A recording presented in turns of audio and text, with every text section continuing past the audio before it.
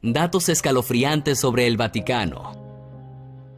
Número 6. Tiene como regla encubrir el abuso sexual. Una investigación hecha por la ONU encontró que el Vaticano tiene un código de silencio que castiga con excomunión a cualquier sacerdote que reporte el abuso de menores. De acuerdo a la Santa Sede, ellos no son responsables de lo que hacen los clérigos en todo el mundo, por lo que se lavan las manos y aseguran que es trabajo de la policía prevenir esos abusos. Según indica la ONU, esta organización, en lugar de denunciar, como regla interna encubre los casos y protege a los culpables, lo que ha permitido que decenas de miles de niños sufran de abuso sexual sin que los responsables sean castigados.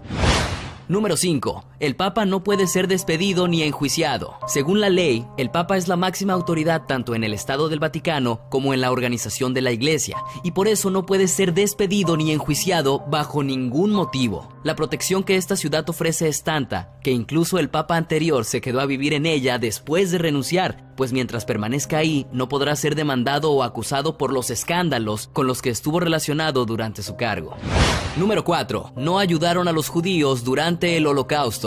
Aunque una de las cosas que más pregonan es la caridad y misericordia, mientras los nazis estaban exterminando a los judíos, el Papa Pío XII no denunció sus atrocidades porque pensaba que eso afectaría a los católicos que vivían en zonas bajo el gobierno de ese grupo. Además de que decía que el Vaticano debía mantener su neutralidad. Una de las acusaciones más fuertes, presentada en el libro El Papa de Hitler, dice que el Vaticano favorecía a los nazis porque ellos se oponían al consumismo, el cual era visto como una amenaza para la Iglesia. En otras palabras, consideraba que la muerte de 6 millones de judíos era el precio justo por proteger al Vaticano y a la religión. Número 3. El Vaticano fue el regalo de un dictador para la Iglesia, tal y como lo oyes. Aún bajo la terrible dictadura de Benito Mussolini en Italia, la Iglesia Católica seguía teniendo un gran poder entre la gente, de modo que el dictador decidió buscar la complicidad de la religión para que no intervinieran con su gobierno. Para lograrlo, nombró al catolicismo la religión oficial del país e hizo un trato en el que se reconoce al Vaticano como un estado independiente y se le concede al Papa el poder sobre esa región, que es algo que hasta la fecha continúa. Número 2. Venta de pornografía. Desde los años 70, el Vaticano compró una editorial alemana llamada Weltbild, misma que es una de las más grandes de su país y en la cual en el 2011 se encontraron entre sus títulos miles de obras pornográficas. Como era de esperarse, luego de esto se desató un gran escándalo que obligó tanto a la editorial como a los representantes de la Iglesia a anunciar que intentarían dejar de distribuir ese material, que todo se trataba de un desafortunado error del sistema que usan para seleccionar sus publicaciones, aunque sospechosamente nunca antes lo habían detectado. Número 1. Corrupción y malversación de fondos. Documentos filtrados del Vaticano han demostrado que sus finanzas son bastante turbias. Y no solo eso, también se han encontrado hechos escandalosos, como que muchos cardenales rentan departamentos de lujo y se transportan en helicóptero usando fondos de la Iglesia. Además de que recursos destinados a la caridad terminan desapareciendo entre la complicada burocracia de la Santa Sede. Pero sin lugar a dudas, una de las compras más polémicas es la adquisición de un edificio de 20 millones de euros, mismo que alberga uno de los clubes gay más importantes de Roma. La historia tiende a repetirse, a veces de manera oscura. Durante los tiempos del Imperio Romano, los católicos eran a menudo perseguidos y ejecutados de las formas más atroces. Uno quisiera creer que el hombre aprendió algo tras este hórrido y doloroso episodio, pero lo cierto es que aquellos que fueron víctimas pronto se convirtieron en verdugos y el ciclo empezó de nuevo. El Vaticano es la cuna de la fe de miles de millones de personas alrededor del mundo, pero con tanta historia en su haber, tiene sin dudas capítulos malos y también atroces. Para la mayoría, esta historia empieza y termina en la Inquisición y el problema de la pedofilia. Pero estos son solo un par de entre muchos episodios interesantes y casi desconocidos. Si pedimos tu opinión sobre qué acción objetable ha cometido el Vaticano en los últimos tiempos, el tema de los curas pederastas probablemente saldrá a colación. Muchos otros hablarán sobre la Inquisición, pero respecto a esta, hay una verdad que pocos saben. A ver, A pesar de ser un pensamiento desagradable, uno puede hacerse la idea de por qué un sacerdote medieval o una monja de entonces estaría interesada en ver arder a una persona acusada de brujería, de hacer pactos con Satanás, con Belcebú. Es atroz, sí, pero se puede llegar a contemplar el tren de pensamiento de una persona así. Sin embargo, la realidad era sensiblemente peor. Resulta ser que la Inquisición española a menudo buscaba y rebuscaba culpables de herejía, no bajo sospechas medianamente bien fundamentadas de pactos con el lado oscuro, sino simple y llanamente porque la Inquisición en sí misma era una microeconomía, desde los fiscales hasta los verdugos, pasando por las prisiones, el personal de estas y los mismos sacerdotes que oficiaban de jueces. Si uno piensa en la Inquisición, en lo que era, cuesta creer que el concepto pueda ser todavía más grotesco hasta este momento. Ahora sabes que muchas personas fueron llevadas gritando y llorando al cadalso, no bajo sospecha ideológica de herejía, sino porque simplemente la Inquisición era un negocio que mantenía a muchos empleados del Vaticano. Muy como decir tortura china. El término tortura medieval está cargado de mucha simbología. La razón es simple. Se relaciona directamente con la Inquisición. El escrito del Papa Inocencio IV lo estipula muy bien. Si la tortura es apropiada para aquel que rompe las leyes del hombre, entonces es más apropiada aún para aquel que rompe las leyes de Dios. Es por eso que la Santa Inquisición tiene una connotación muy oscura, porque fue una de las primeras veces en la historia de la humanidad en que la tortura se estudió, perfeccionó e incluso se convirtió en una suerte de arte. Ora para hacer padecer a un desgraciado los peores tormentos, ora para sacar alguna confesión.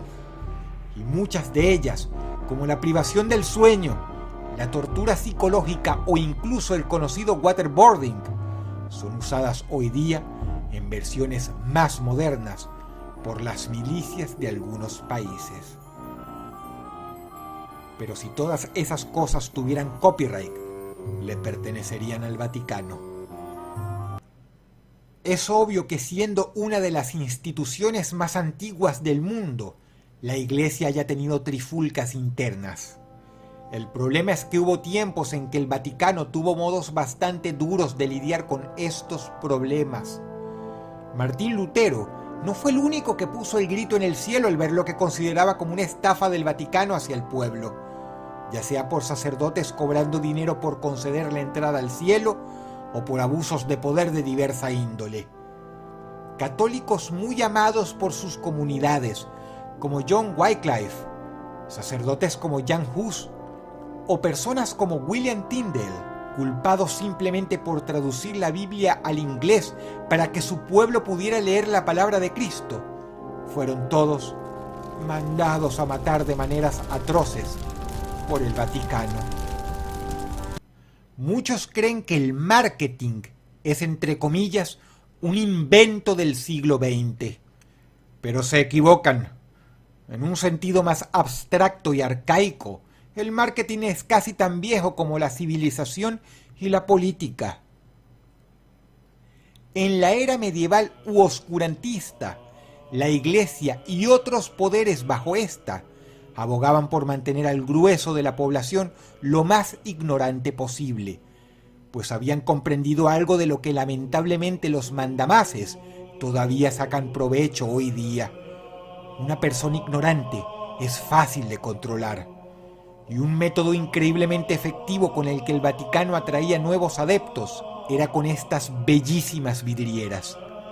Ponte en los zapatos de una persona común de aquella era. Ten en cuenta que una analfabeta, que jamás había visto nada fuera de su reducidísimo pueblo, que no conocía siquiera el vidrio, se sentía increíblemente maravillada cuando miraba esto. Y ni hablar de cuando pasaban a través los rayos del sol.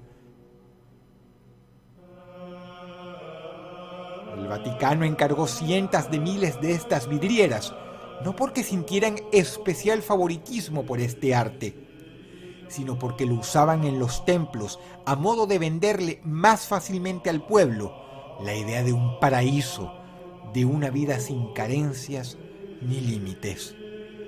Aunque no lo creas, estas vidrieras eran un poderosísimo producto de marketing de entonces.